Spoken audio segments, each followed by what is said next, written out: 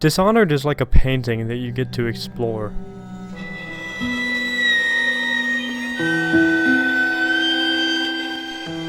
I don't know a lot about visual art, but I do know that I could take a screenshot of almost any moment in normal Dishonored gameplay, and I would want to frame it and put it on my wall. Cel-shading has been one of my favorite innovations in 3D art direction. Wind Waker, Team Fortress 2, Borderlands, The Wolf Among Us, Breath of the Wild, all of these make fantastic use of cel-shading to create hand-drawn appearances from comic booky to cartoony. These sorts of art styles age much better than games that go for nothing but realism. All of these games still look fantastic today, and to remaster them, all you really need to do is bump up the resolution and texture detail. And while it's not even 3D, non-realistic art direction is why Yoshi's Island still looks so good today. Games can look practically however the designers want nowadays. Hellblade's Senua's Sacrifice has stunning realistic visuals, while The Witness has a great pseudo-cartoony art style, and both were made by relatively small indie studios. But on to Dishonored. Dishonored utilizes cel-shading to create a truly unique oil paint art style, which pairs well with the setting, the mood, the character design, and the animation. The characters and their animations are all exaggerated in the vein of a political cartoon or maybe a Disney villain. Long arms and legs, big noses, beady eyes, broad shoulders, and in a few cases, fantastically squeamish, outlandish voices. What? Let me see that. This is impossible. Barrister, I am afraid I am going to have to take you into custody. And if I or any of my men contract the plague because of this visit, I'll see that your head rolls. No. This isn't the right document. This... Get him out of here before he starts bleeding from the eyes. And secure this court. It's under quarantine. And equally as noticeable, the animations. They swing their swords quickly, but with exaggerated, heavy animations. They ready and aim their pistols in the most regal, detached way possible, to the point where their pistols are designed for this stance. They become stunned or knocked over in slow, powerful, overacted ways. It just plain looks like a painting, and I can't love it enough. Now on to one of the most overlooked facets of level design: framing. Framing is very important in architecture, and architecture is very important in level design, but too few games utilize framing to its full potential. There are a lot of ways to guide the player's travel, and the direction they're looking. Lights, vanishing points, noises, arrows, motion. Half-Life 2 does a particularly good job utilizing these methods, but Half-Life 2 is linear, and can experiment more with these things than the pseudo-open worlds of Dishonored can.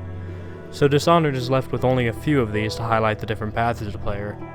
Most importantly is its framing.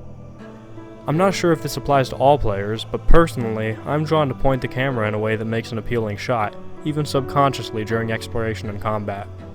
Dishonored's environments tap into this aspect of first-person games and subconsciously tell the player to look up. They do this by frequently having tall buildings close to the player which beg you to see how tall they are, and taller buildings in the background outside of the area of play. When walking on ground level through, say, an alleyway, you look upwards to take in the scenery, and typically higher up paths are revealed when doing this, higher up paths that are obviously helpful in stealth. Sometimes you'll start out on a higher up point and have to look downwards, which can be used in a lot of situations. One that sticks out is when you can get an aerial view of the Hatters and the Dead Eels fighting it out in the streets. You can observe the fight, or intervene to support whichever faction you choose, or you can blink to the nearest street lamp and traverse overhead. And you also see all sorts of secrets and points of interest below the bridge they're fighting on. Essentially, it's the inverse of my alleyway example, the game guiding your gaze down from above. Having both of these methods in use encourages the player to look up, go to a high point, then look down and plan a route to whichever point grabs their attention.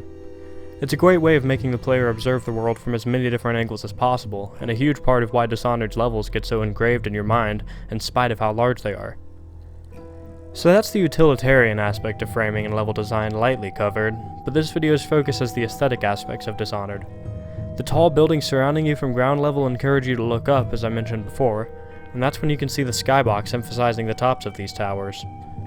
For anyone who doesn't know, a skybox is an image or 3D rendering that surrounds the out-of-bounds sections of a level. If you've ever thrown a grenade and had it disappear into the air, odds are it hit the skybox.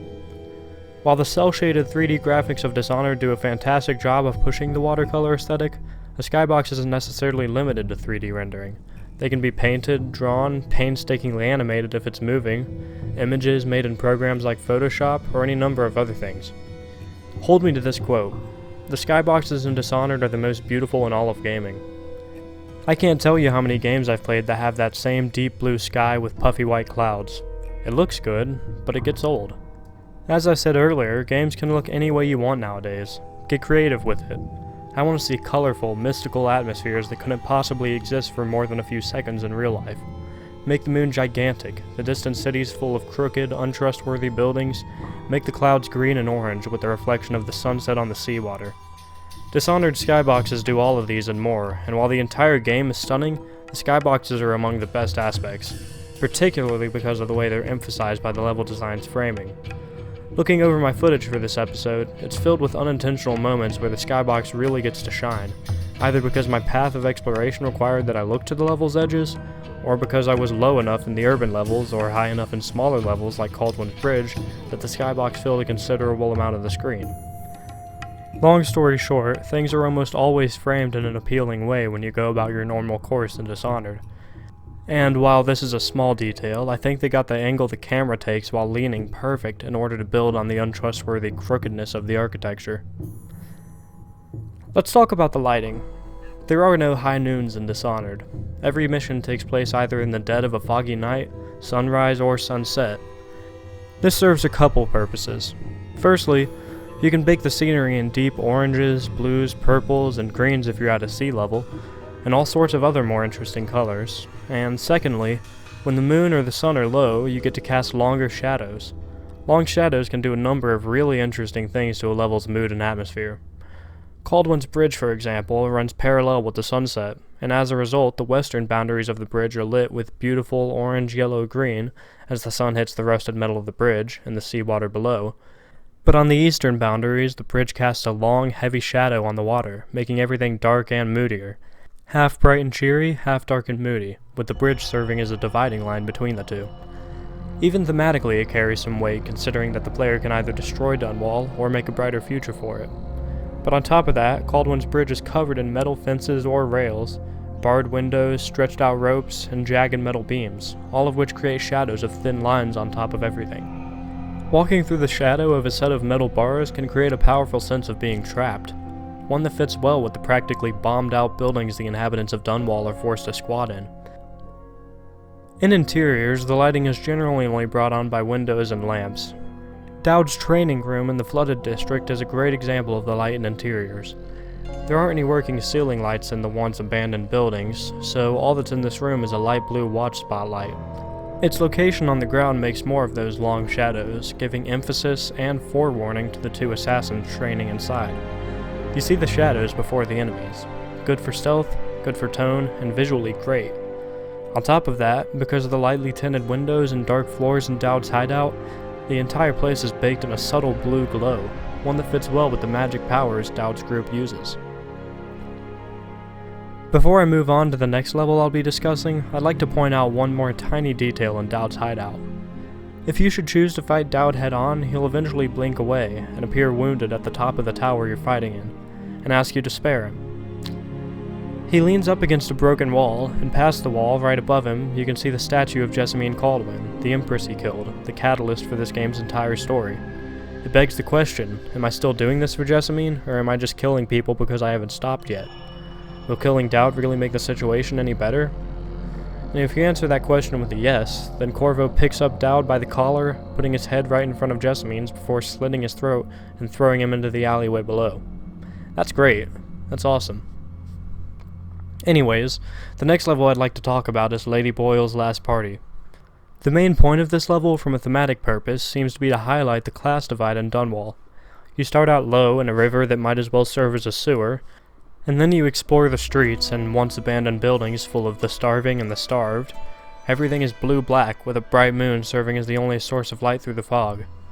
Plague victims are running rampant through the street, being gunned down by a tall boy, and throughout the entire exterior of the level, you can see Lady Boyle's house brightly lit up, fireworks flying into the sky, floating lanterns surrounding the place.